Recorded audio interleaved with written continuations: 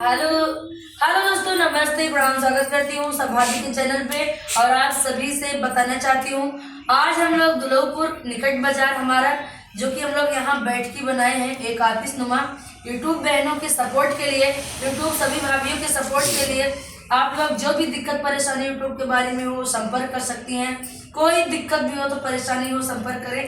और जो लोग हमारे घर तक जाती थी उनको आने में असुविधा होती थी, मेन रोड से हम अपना ये ऑफिस बनाए हैं। आप लोग कभी भी आइए, कभी भी जाइए, आप सबको सवारी मिलेगी। हाँ, लेकिन एक हफ्ते में एक दिन, वो दिन है शुक्रवार 10 बजे से 4 बजे तक। आप लोग जो भी बहनें आना चाहती हैं 10 बजे तक आ जाएंगी, 4 बजे तक छुट्टी।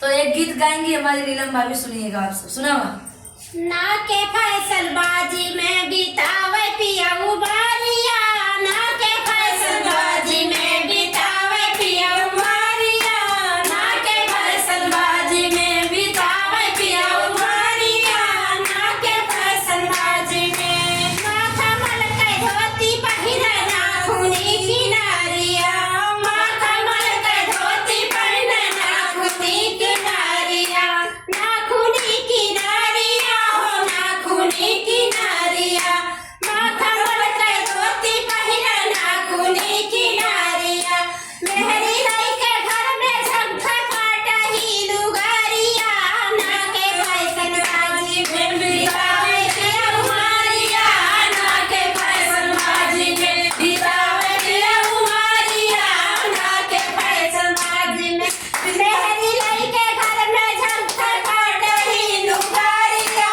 ना के फैसल बाजी में बितावे पिया उमारिया, ना के फैसल बाजी में बितावे पिया उमारिया, ना के फैसल बाजी में हमें देवरू सुनना दाल पड़ता। भात के लाते मारे और परवर तरकारिया, दाल भात के लाते मारे और परवर तरकारिया, और परवर तरकारिया हो और परवर तरकारिया, मेहरी लाई के घर में झंखा सूखी भौरिया, ना के फैसल बाजी में बितावे पिया उमारिया, ना के फैसल बाजी में बितावे पिया उमारिया, ना के फैसल बाजी में मेहरी लाई के घर में झंखा सूखी भौरिया, ना के फैसल बाजी में बितावे पिया उमारिया, ना के फैसल बाजी में बितावे पिया उमारिया,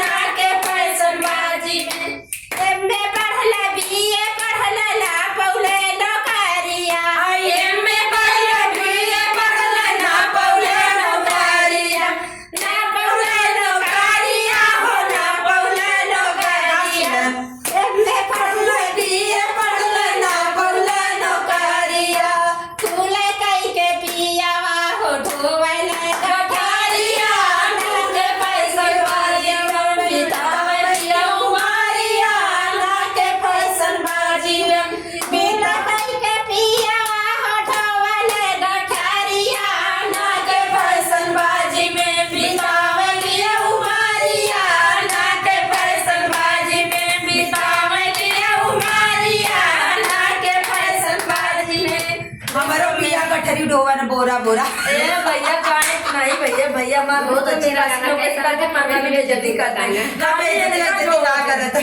इन्ना ढोवा दिन खाली लेके। नाही भाई, सही बात है कि हम बोरवा ढोइला। बंद कर दे। हम छोट का गठरी है। हाँ। ये भाभी मेरा रू बिठरिए बन जाते हैं बेचारे के।